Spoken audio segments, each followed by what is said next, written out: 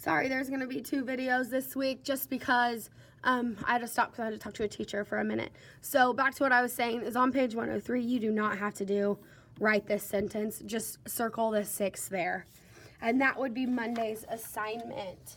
Now, moving right along, we're going to talk about independent and dependent clauses now. So there it is. So on this, we're not going to follow the directions that it says because it's different than what your assignment says. So I'm going to do what your assignment says, which we're going to circle the independent clause and underline the dependent clause is what we're going to end up doing. So before we go to that, let's start with the 2 parts of a complex sentence are called an independent and dependent clause. The independent clause is the part that expresses the complete thought. So an independent clause expresses a complete thought, meaning it could be a sentence on its own. It's complete. And it could be a sentence on its own. The dependent clause begins with a subordinating conjunction and cannot stand on its own in a sentence. So if we go here, if a hurricane was coming, George wanted to be prepared. So our independent clause, if a hurricane was coming, that's not a full sentence. But George wants to be prepared. That is a full sentence. So that we're going to circle, and then this we're going to underline. In all of these and on your assignment, you are going to circle and underline the entire sentence. So it's not going to be one word. It's going to be phrases or sentences in each word. Okay, we made a list of things he needed before he went to the store. So we made a list of things he needed is going to be our independent clause, because we know our dependent clause starts with a subordinating conjunction. So although his faucets were working, George bought water bottles. So George bought water bottles. That's a complete thought. He knew he bought water bottles. But although his faucet were working, we don't know that.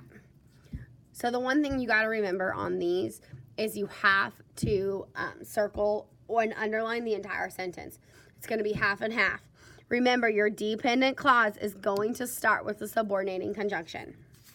So if we go to your assignment, right here we have a complex sentence, and it tells you what an dependent and independent clause is.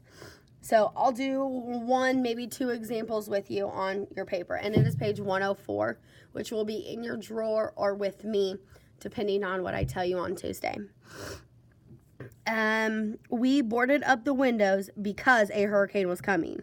So we know our dependent clause starts with a subordinating conjunction. So we could just go ahead and say, this is our dependent clause because it starts with a subordinating conjunction. And we boarded up the windows. That's a complete thought. Because a hurricane was coming isn't complete. So we can do that one. And then let's go down to, let's do 6. So while the hurricane raged, we stayed safe inside. Well, we stayed safe inside is a complete thought. And while the hurricane raged, well, there's missing pieces there. It's not complete. So, and while is a subordinating conjunction. So we can underline it. Excuse me. Excuse me. So that is page 104, and that is your assignment for Tuesday. Let's jumping right into Wednesday. There is no, I'm trying to pull up something else, but there is no example sheet for this because it didn't match it like at all. So I just decided I'm not going to make you do it. So in this one, we're talking about correlative. So some of our correlative conjunctions are both and. They will always be in a sentence together. Either or will always be in a sentence. Neither nor. Not only but also, or whether or. Okay, so you got to be careful with this or because it's on there twice. So you just have to really be careful with it. So in this, you're going to circle. You don't have to underline the words or the phrases that connect, that's okay with me. All you need to do is circle the correlative conjunctions. They're going to be up here.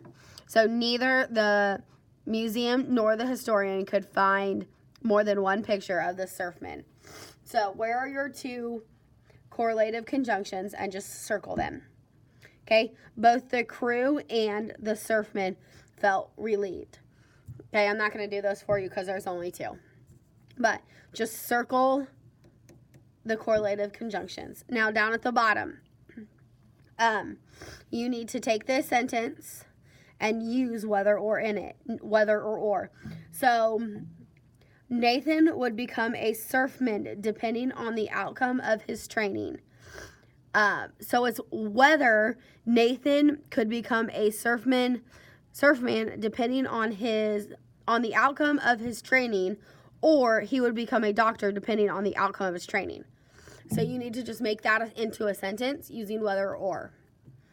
Okay, this one we're going to use both and. So both rescuers were often long and they were often dangerous. Not only was he a good swimmer, but also he was a tremendous leader. So if you listen to this video and pause it, I'm basically giving you the answers to 3, 4, and 5. Just pause it and listen. But your first one is mostly going to go in the beginning of the sentence, and then where your period is where your second one is going to go. That's your assignment. That's page 105. That's your assignment for Wednesday, and it will be on the board. So then if you flip over, I will have it with you. It's another review, but we're going to talk about nouns again. So this one says, circle the common noun in each sentence. I don't care if you underline any proper nouns, and I don't care if you identify them, so you don't even have to do that part. Okay, all I want you to do is circle the common nouns. Remember, common nouns are not capitalized. So a lighthouse, that's a person, place, or thing. Sailors, that's a person, place, or thing. I gave you two. Now this bottom part, it says you're going to correct 6 errors in the paragraph. Circle the errors and write the words on the line. Now, I'm okay if you don't correct them and you just circle 6 errors. Remember, we're talking about nouns. So look for nouns. Look for, like, this is a proper noun because it is it's a proper noun, so it should be capitalized because it's the name of a ship. Okay, Great Britain is a country. It should both be capitalized. So there's 2. So look for those common or proper nouns that need to be capitalized that are not. And that's page 106. And that is Thursday's assignment.